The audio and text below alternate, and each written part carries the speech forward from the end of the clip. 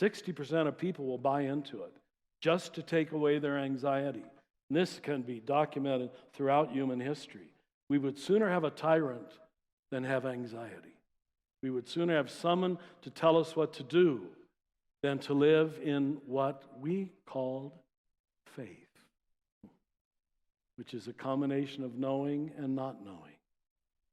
But about 300 years ago, we moved into a several hundred-year period in the West that we strangely call the Enlightenment.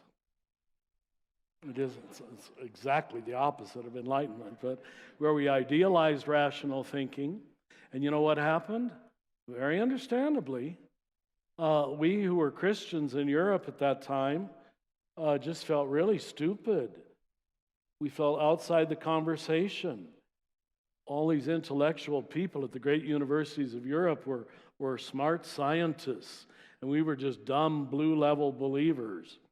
And so, you know what we did by the middle of the 19th century?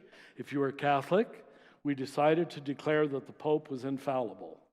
We got along 1,900 years without an infallible Pope. It did just fine, I think, you know. But there was an immense anxiety by the middle of the 19th century. But you Protestants are not off the hook.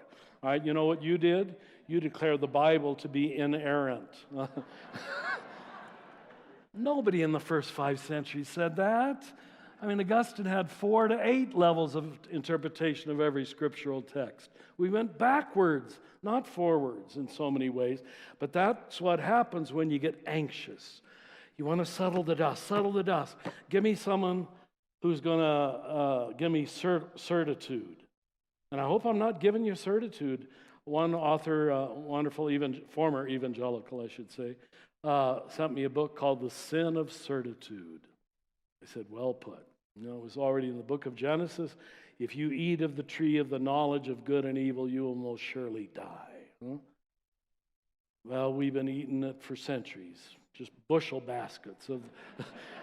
To be sure we're right. That's why I like that Bird Talker song so much. Huh?